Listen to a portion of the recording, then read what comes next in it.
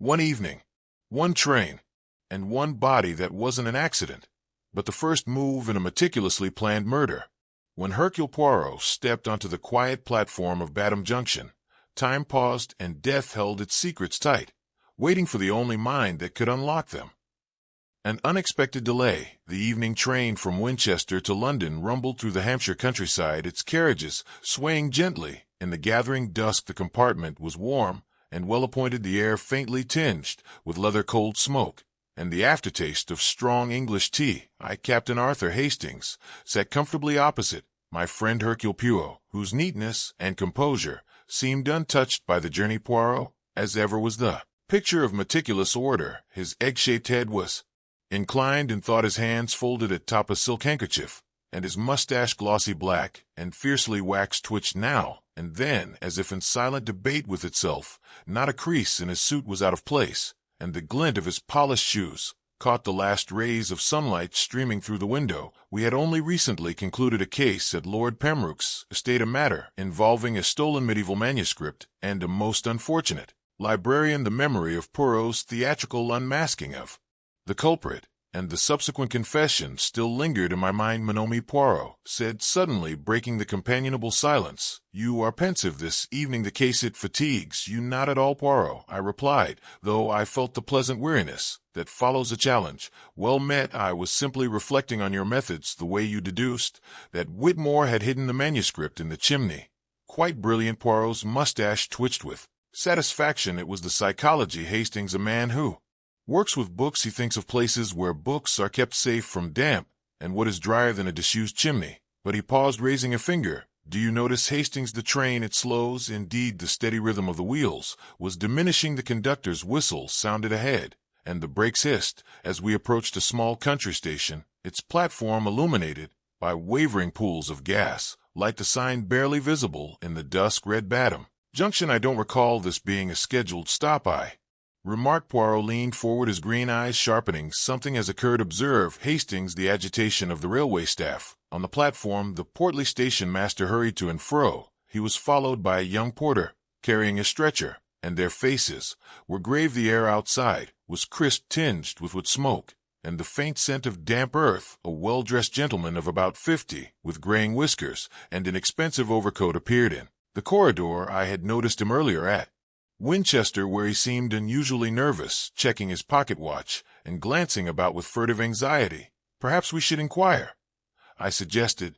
Precise. When the routine is disturbed, there is always something to be learned. We stepped onto the platform, joining a small group of passengers near the station master. The gas lamps flickered in the wind, casting long shadows across the weathered bricks. The station master, perspiring despite the chill, addressed us with a harried air. Gentleman's been found dead on the track, sir, he explained, mopping his brow. About a mile down the line, struck by the goods train that passed through about an hour ago. Terrible business, terrible. Poirot's expression grew grave. And this necessitates our delay, I'm afraid. So the inspector's been summoned from Corfield, and we can't proceed until the authorities have examined the scene. Shouldn't be more than an hour or two. I hope. The nervous gentleman from our corridor had drawn closer, his face pale in the lamplight. When he heard the station-master's words, his hands trembled as he withdrew a silver cigarette case from his waistcoat. How dreadful, he murmured, though his tone was oddly strained. Do we know who the poor fellow was? The station-master replied, a Mr. Edmund Blackwood. Sir, we found a business card in his wallet. Edmund Blackwood, Antiquities, Cairn Street, London. Looks like he dealt in antiquities, had a shop in the city. At the name, the gentleman's cigarette case slipped from his fingers, clattering onto the platform. He bent to retrieve it, his hands shaking noticeably. Forgive me, he said, straightening up. The shock of it all, you understand, such a terrible accident. Poirot's keen eyes did not miss this display of agitation. You knew this gentleman? Perhaps Monsieur Pemberton, the man replied quickly. Cornelius Pemberton? No, I didn't know him personally. One hears of these art dealers. You know, professional acquaintances, as it were. You are also in the art business, in a small way. Yes, ceramics and glass here. Nothing as grand as antiquities. Peton's laugh sounded forced. I've just been to Winchester on business. A rather disappointing trip, I'm afraid. The station master cleared his throat. If you gentlemen would care to wait in the waiting room, there's a fire laid, and tea available. Shouldn't be too long. Now, most kind, said Poirot, but perhaps, if it would not be too much trouble we might remain on the platform. I have some small experience in these matters, and would like to speak with the inspector. When he arrives, the station master looked puzzled for a moment, then his expression cleared. Hercule, you say? I believe I've heard the name mentioned in the paper, sir. Of course, any assistance would be most welcome. As we waited, I noticed Mr. Peton lighting a cigarette, drawing on it with evident nervousness. He fumbled with a crumpled packet of machine-made cigarettes. The orange glow illuminated his face, revealing an expression of barely controlled anxiety. An interesting gentleman, that Mr. Peton, Poirot murmured. As we walked a little apart, you noticed his agitation, as well indeed, most curious reaction to news of a stranger's death. Come, Hastings, he said quietly, let us wait and observe. Often it is in such moments, when routine is disturbed, that the smallest detail reveals the most. He turned his gaze to the darkened tracks beyond the station lights. Thoughtful and composed, the night seemed to hold its breath as though the answer to the mystery hovered just out of reach. And so, with the cold settling in and the promise of answers yet to come, we waited. The body on the rails. Inspector Bradshaw's arrival lent the station an air of official and gravity. He was a sturdy middle-aged man, his boots echoing on the flagstones. As he entered the platform, his blue eyes sharp beneath a battered trilby, he paused, surveying the small group assembled near the station office. Poirot stepped forward with a slight bow. Inspector Bradshaw, I presume, allow me to introduce myself. My name is Hercule Poirot, consulting detective, and this is my friend Captain Hastings. If I may be of assistance in your investigation, I would be most grateful for the opportunity to help. I see. Well, Mr. Poirot, any assistance from an experienced investigator would be most welcome. Poirot gestured to the station master. Williams here has briefed us on the situation. I trust we may examine the body and the scene together. Certainly, Bradshaw, replied Williams. Lead the way. We followed the inspector, the station master, and two constables to a room at the far end of the platform. There, on a wooden table, lay the body of a man of perhaps 45, well dressed in a dark suit and overcoat, his features bearing the terrible marks of his encounter with the train. Poirot's methodical precision was on full display. As he began his examination, he bent over the body, his gaze moving from the victim's face to his hands, then to the clothing and shoes. He examined the boots with particular care, lifting one gently with his gloved hand. Hastings, he said quietly, observe the condition of this gentleman's boots. I looked down. The boots were of good quality leather, well polished, but I could see nothing particularly remarkable about them. They appear quite clean. I venture precision for a man who supposedly walked across rough country to reach the railway line. They are remarkably free of mud, grass stains, or any other evidence of such a journey. Most interesting. No. Poirot then inspected the victim's hands, noting the clean manicured nails and the absence of defensive wounds. He glanced at the face, lingering for a moment on the set of the jaw and the slight swelling around the lips. As he straightened, Poirot's gaze sharpened, and he delicately brushed at the lapel of the dead man's coat. And here, Hastings, do you see these small crumbs? Old cake, if I am not mistaken, a detail easily overlooked, yet it may prove most revealing. He then bent closer to the hem of the trousers and the soles of the boots, producing a small pair of tweezers from his pocket. And now another detail. Look closely. Here are fibers: red wool, blue cotton, and yellow jute. These are not the sort of thing one picks up in a field or on the open road. No, mon ami, these are the unmistakable traces of a cheap domestic carpet. Suddenly Poirot's attention sharpened. Inspector Hastings, observe here above the left temple. There is a scalp wound, fresh and bleeding. He bent closer, his eyes narrowing. But it is not the wound itself that interests me most, but the pattern of the blood. He traced the dried blood thoughtfully. See, one stream has run down the side of the face toward the collar, and another has trickled from the wound toward the back of the head. This is not the chaotic dispersal one would expect from a blow by a locomotive. No, the blood has flowed in two distinct directions: downward, as if the man were upright, and then backward, as if he were lying face upward. Bradshaw frowned. Couldn't that be the result of the train's impact? Poirot shook his head gently. None. Inspector, the violence of a locomotive would cause a chaotic pattern, scattering, not these orderly flows. The laws of gravity do not change. Blood flows downwards from a wound according to the position of the body at the time. For it to flow both down the face and then back along the scalp, the victim must first have been upright, then laid on his back after the wound was inflicted,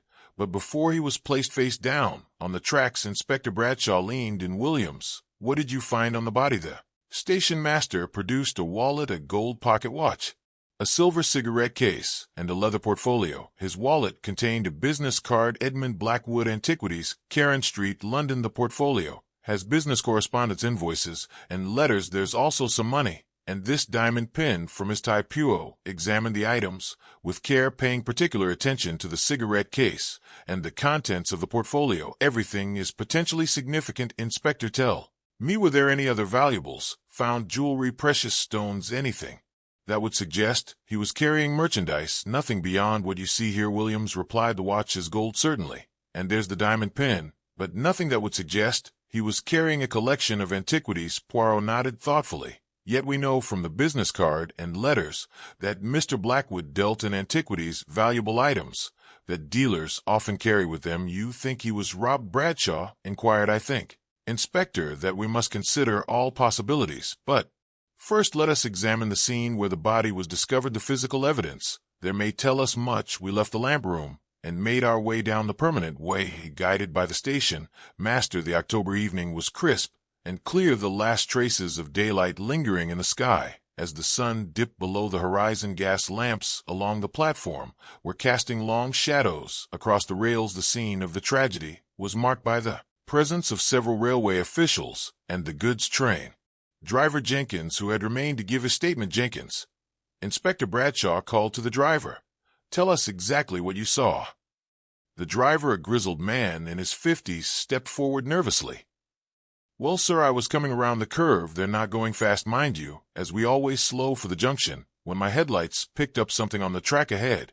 And what exactly did you see? Poirot asked gently. A man, sir, lying across the rails face down. He was with his head in the 402 way, and his body alongside. There was an umbrella and a traveling bag nearby on the ballast. I blew the whistle and applied the brakes, but there wasn't time to stop. Pu examined the rails carefully, noting the minimal amount of blood present. Most curious, he murmured. In cases of this nature, one would expect considerably more evidence. Inspector Bradshaw was examining the scattered remains of the victim's spectacles. These were found here, broken to pieces, must have been thrown clear when the engine struck him. May I examine them? Poirot asked, producing a small magnifying glass from his waistcoat pocket. He studied the fragments with intense concentration, occasionally picking up pieces with his handkerchief and holding them to the light. Hastings, he said after several minutes, what do you make of the condition of these spectacles? I looked at the scattered fragments. They appear to be quite thoroughly broken, reduced almost to powder, in some cases Grachmont. But consider, these are thick concave lenses, the type worn by those with severe myopia. When such lenses are struck by a train, they are reduced to fine powder and scattered widely. But observe the pattern of these fragments. He held up several pieces. They are numerous, but not powdered, and they are concentrated in a relatively small area. The pattern suggests they were broken by being trodden upon, then scattered here deliberately. Inspector Bradshaw was beginning to look thoughtful. You're suggesting the man was killed elsewhere and brought here. I am suggesting that the evidence points in that direction, but let us continue our examination. Poirot spent several more minutes searching the immediate area, occasionally stooping to pick up small objects, which he deposited in labeled envelopes from his pocket case. What have you found now? I asked as he carefully preserved what appeared to be a short piece of string, a fragment of hemp and twine, with a green strand woven through it. He replied, possibly used to secure something, perhaps a bag or umbrella, during transport. As we prepared to return to the station, Poirot paused to take one final look at the scene. Inspector, he said, I believe we can state with some certainty that this was not an accident. The evidence strongly suggests that Mr. Blackwood was murdered elsewhere and his body placed here to simulate death by misadventure. That's a serious accusation, Mr. Poirot. Bradshaw replied. What makes you so certain? The combination of factors. Inspector, the scalp wound that bled while the victim was in different positions, first upright, then face upward, cannot be explained by the locomotive. The condition of the boots, the deliberately scattered spectacle fragments, and the absence of valuable merchandise that a dealer would normally carry. Each piece of evidence alone might be explained away, but together they paint a clear picture. Then we're looking for a murderer. Bradshaw said grimly, indeed we are, and I suspect, Inspector, that we shall not have to look very far. As we made our way back toward the station, I could see that Poirot's little gray cells were working at full capacity. The familiar signs were all There the slight forward tilt of his egg-shaped head, the way his fingers unconsciously smoothed his mustache, and that peculiar gleam in his green eyes that appeared whenever he encountered a puzzle worthy of his talents. The station master's lantern bobbed ahead of us as we walked back along the permanent way, and I found myself wondering what revelations the next phase of our investigation might bring. One thing was certain with Hercule Poirot on the case: the truth would eventually emerge, no matter how cleverly the murderer thought he had concealed it. The cottage and the cops. As we returned along the permanent way, Poirot paused, turning to Inspector Bradshaw and the station master. "Tell me, Williams, are there any houses or cottages near the spot where the body was found?" The station master nodded. "There's only one, Sir Elm Cottage, just beyond the copse. It's been empty for months, but lately I've seen a light there in the evenings. Odd, really. No one's supposed to be living there." Pooh's eyes brightened. "A light in an otherwise deserted cottage, so near to where the body was placed? That is most intriguing, Inspector. I suggest we investigate it. As possible our murderer sought shelter there, or perhaps it holds some clue." Bradshaw agreed at once. "It's the only building in the vicinity, and if someone's been there recently, it's well worth a look." The night pressed close about us as we left the railway, behind the distant hiss of the waiting train, a reminder of the world we had momentarily left. Poirot, ever precise, even on a muddy path, picked his way with care.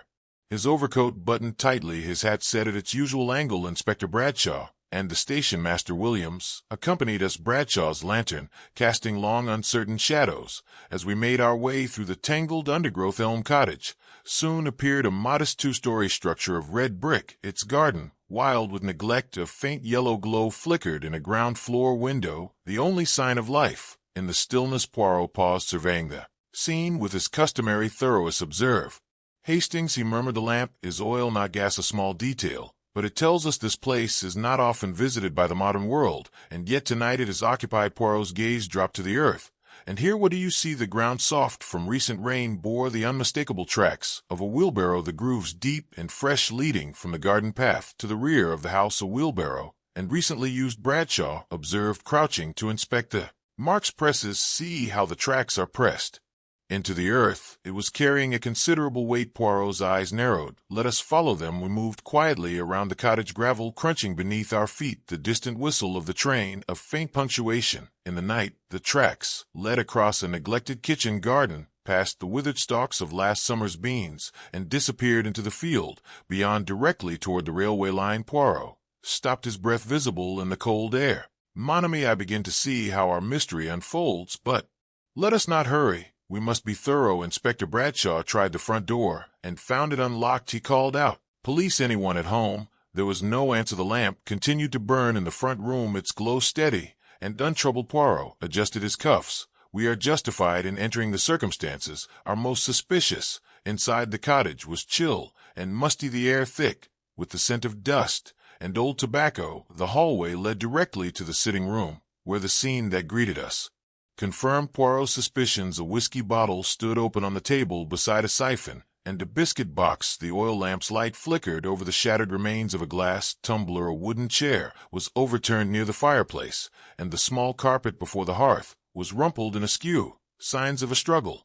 Bradshaw said grimly, moving to right. "The chair, indeed," Poirot replied, his tone clinical. "But let us examine the precise nature of the disturbance." He knelt beside the chair, his magnifying glass in hand. "See the angle at which it lies, Hastings. It was knocked over by someone falling backward with force." He pointed to several dark spots on the floorboards. "Blood, not a great quantity, but enough to confirm violence occurred here." I held the lamp closer as Poirot examined the broken tumbler. "This glass was not simply dropped. Observe the pattern, fragments spread wide. It was struck from someone's hand with force." Poirot leaned over the whiskey bottle, sniffed delicately. "It is unmistakable, Inspector. There's a faint but characteristic odor. Chloral hydrate, or a similar narcotic, has been added to this whiskey. It would explain the asphyxia we observed on the body. A man rendered unconscious by such a drug would be unable to resist suffocation."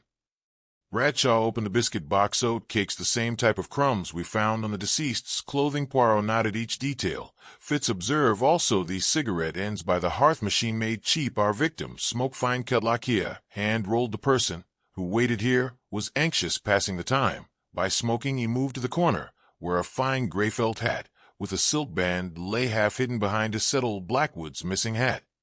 Poirot said with satisfaction the murderer overlooked this in his haste. Poirot's systematic examination of the floor yielded more.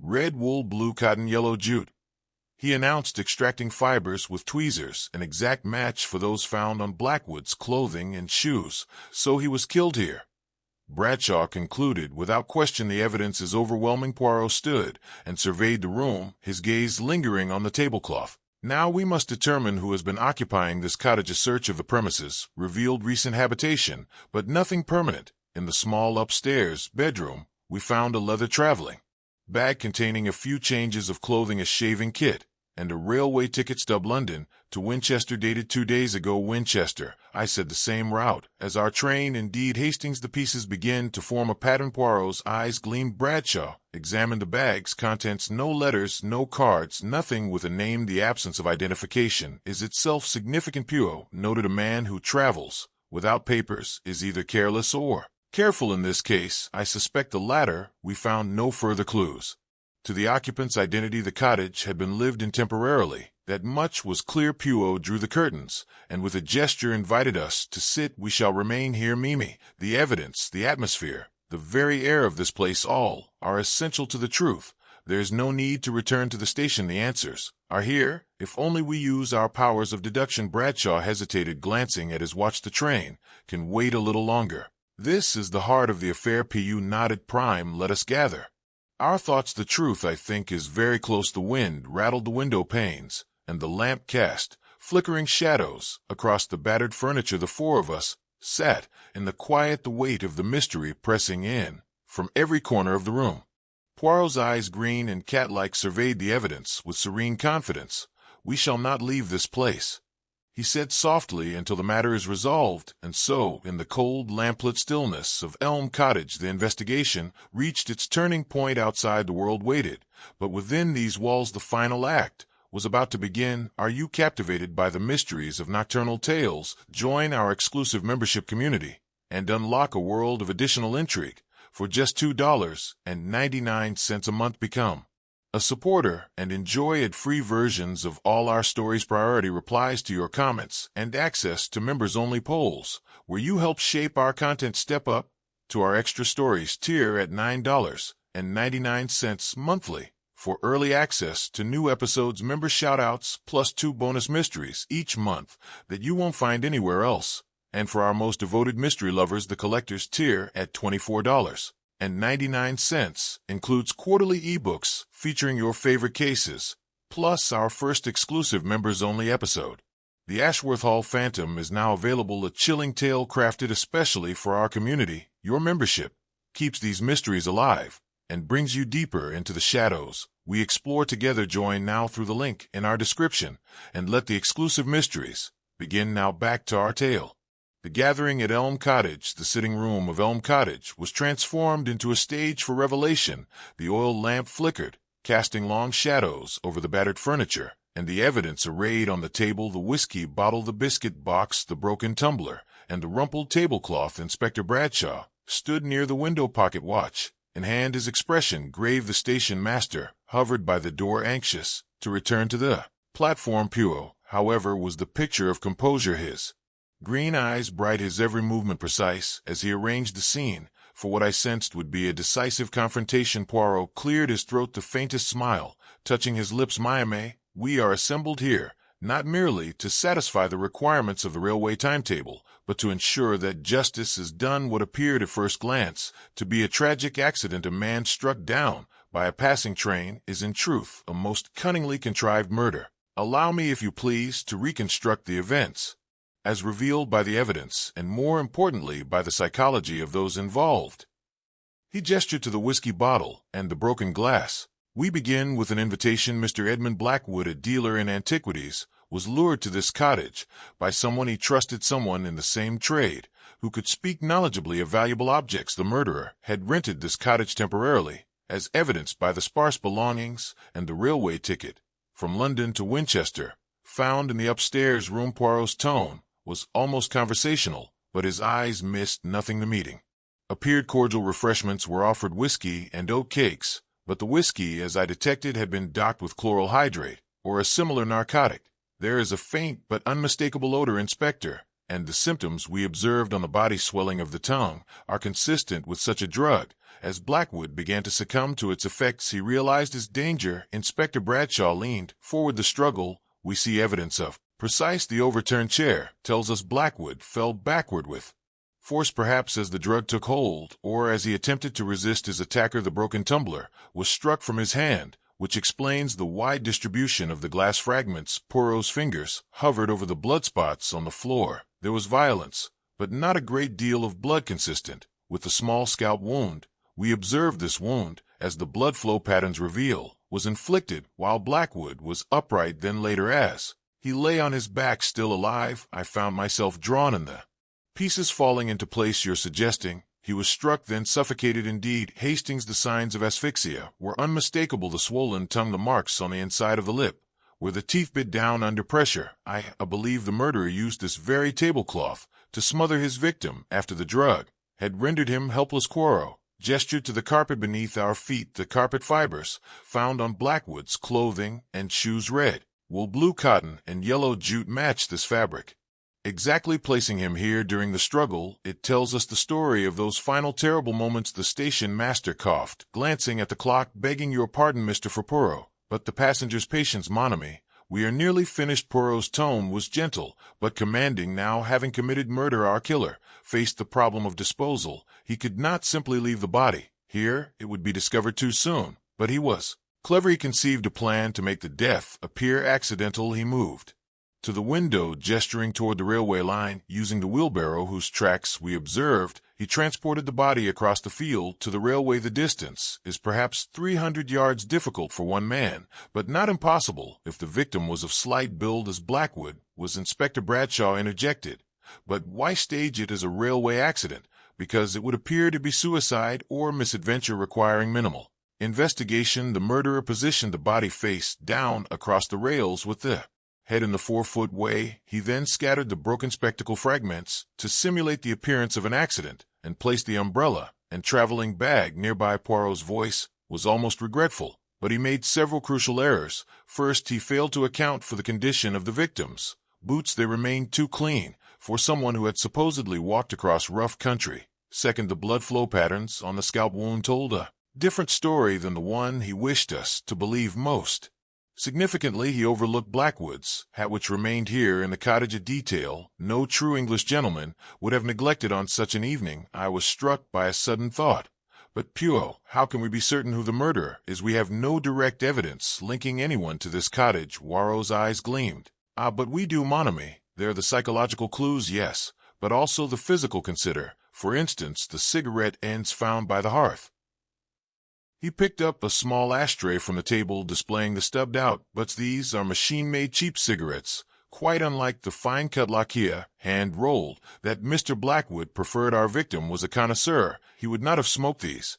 But I observed on the platform earlier this evening that Monsieur Peton was smoking just such a cigarette machine made of the same brand. He smoked nervously one after another, just as our murderer did, while waiting here in the cottage. Inspector Bradshaw frowned. But that's circumstantial evidence at best. True, but consider the psychology. Inspector Peton deals in ceramics and glassware, a related field that would give him knowledge of Blackwood's business and movements. He would know when Blackwood might be carrying valuable merchandise. The motive is clear. Robbery. Poirot's tone was grave. I believe Peton learned that Blackwood would be traveling through this area with a collection of valuable antiquities. He rented this cottage as a base, contacted Blackwood with some pretext, and lured him here. The rest, as we have seen, followed with tragic inevitability. Poirot began pacing slowly, his hands clasped behind his back. Blackwood, suspecting nothing, agreed to meet. Peton offered refreshment, but the whiskey was drugged when Blackwood began to resist. Pemberton struck him, then suffocated him with the tablecloth. The struggle, the broken glass, the blood, all fit this sequence. The body was then transported by wheelbarrow to the railway, and the scene was staged. A hush fell over the room as Poirot paused. The distant sound of a train whistle echoed through the night, and the station master shifted anxiously. Poirot turned to Inspector Bradshaw. You must search Peton's belongings. I am confident you will find the stolen antiquities hidden somewhere about his person or luggage. A man who commits such a crime in haste often makes the error of keeping the evidence too close. Bradshaw nodded, but his face was troubled and if he has already disposed of them, or if he flees before we act. Poirot's gaze was steady. He has not fled. His presence on our train was part of his alibi, but now faced with exposure, he may act rashly. We must be vigilant. I saw the tension ripple through the group. The case was not yet closed. The threat of escape, of evidence destroyed, of justice denied hung in the air. Poirot's eyes narrowed, his voice low and urgent. Let us return to the platform. The truth is revealed,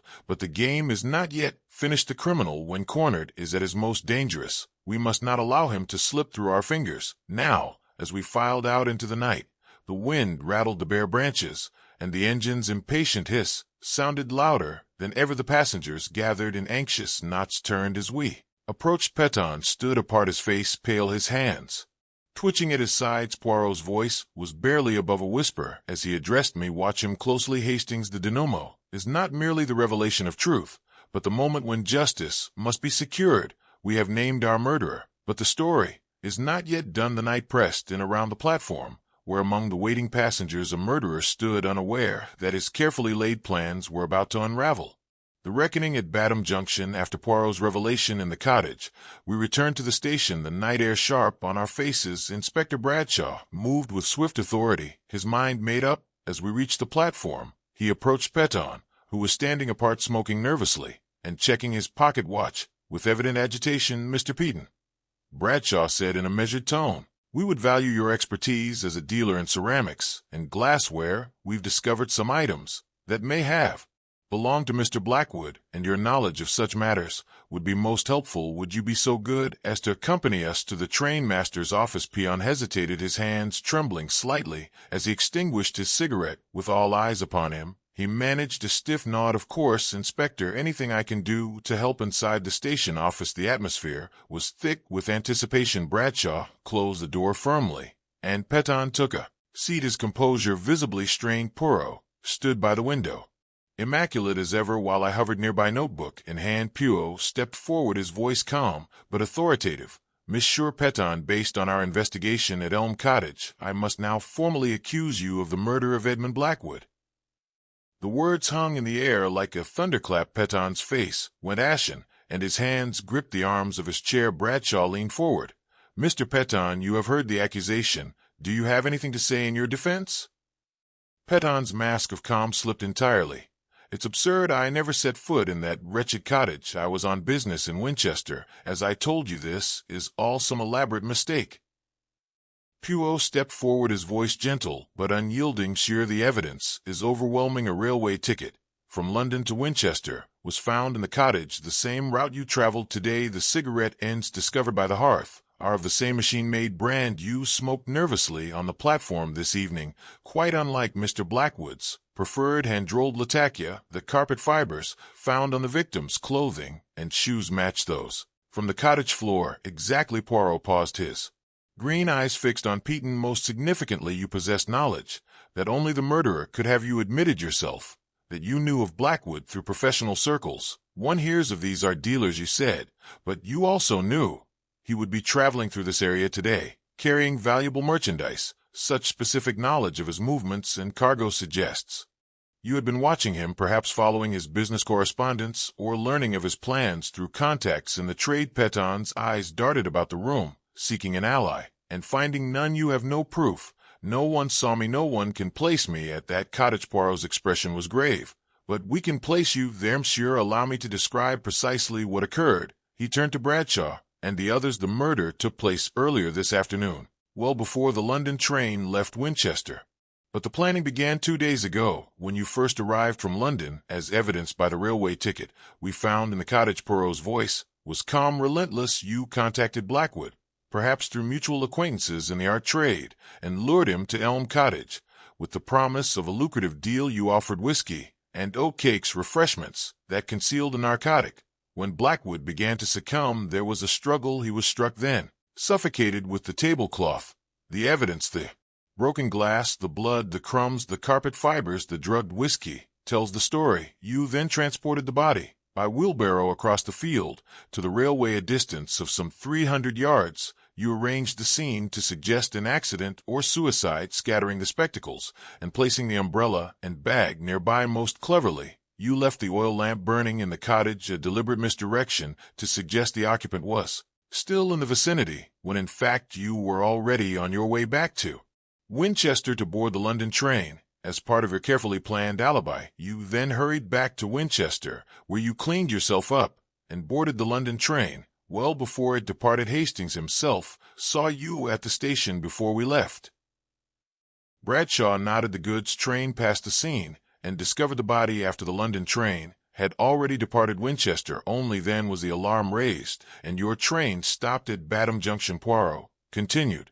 Your presence on the train was intended as an alibi, but the timing betrays you.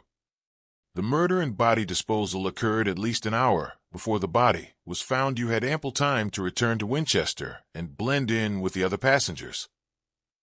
Peton's bravado collapsed. He slumped in his chair, face ashen. It was only meant to be a robbery, he muttered. I never meant. He fought back. Bradshaw turned to Poirot. We must search his luggage. If the stolen antiquities are found, that will be proof enough. A tense silence fell as the inspector and a constable escorted Peyton to the luggage. Then the rest of us waited, the minutes stretching interminably. Poirot, never one to waste time, busied himself straightening a stack of timmets on the station master's desk and smoothing an imaginary crease in his gloves. At last Bradshaw returned, holding aloft a small leather pouch. We found this hidden in the false bottom of Mr. Peton's. He opened it to reveal a collection of glittering antiquities, rings, brooches, a small ivory carving, all unmistakably valuable. Poirot's gaze was compassionate but firm. You planned carefully, monsieur, but you did not reckon with the human element. Greed blinds and fear betrays. Bradshaw signaled to the constable who led Peton away. The station master exhaled audibly, and the tension in the room dissipated, replaced by a somber relief outside. The conductor signaled that the line was clear. The passengers, now free to reboard, did so with subdued voices and sidelong glances at the scene of justice. Served. Poirot and I lingered on the platform for a moment. The night was still. The crisis past. Poirot adjusted his hat, his expression thoughtful. Another case closed, Poirot? I said quietly. He nodded. Yes, mon ami, logic has restored order, yet I confess there is always a sadness. The world is full of those who would risk all for gain, and those who pay the price. We boarded the train, and as it pulled away from Batham Junction, I glanced back at the dimly lit platform. Poirot sat beside me, silent and composed, his eyes reflecting both satisfaction and a hint of melancholy. Tell me, Poirot, I ventured, was there ever any real doubt in your mind? He smiled faintly. There is always doubt, Hastings, but one must trust in logic and psychology, and above all in the truth that lies beneath the surface. That is the task of the detective, and the comfort of the just. The train gathered speed, the countryside slipping by in darkness. Within the warm compartment, I felt the familiar sense of peace that followed a mystery resolve. Poirot closed his eyes, the faintest smile on his lips, as if already pondering the next puzzle that fate might send his way. And so, with justice done and order restored, we journeyed on into the night, leaving Batham Junction and its secrets behind us. Music. As the 540 to London steams away from Batham Junction, Hercule Poirot's relentless mind has pierced the veil of deception. Cornelius Peton unmasked as the murderer sees his intricate plot undone by a trail of overlooked clues, cigarette ends, carpet fibers, and a gentleman's hat left behind. The 540 to London proves that no scheme, however clever, can escape the pull of truth. We hope this journey of intrigue has enthralled you, dear listeners. Were you ahead of Poirot, or did the killer's guise hold you until the end? Share your thoughts below. If this tale has stirred your curiosity, like and subscribe to Nocturnal Tales for more suspenseful nights. Support us with a tip via Super Thanks, or join our membership, details in the description. Thank you for traveling with us, and until our next story, may your nights brim with mystery and your days shine with clarity.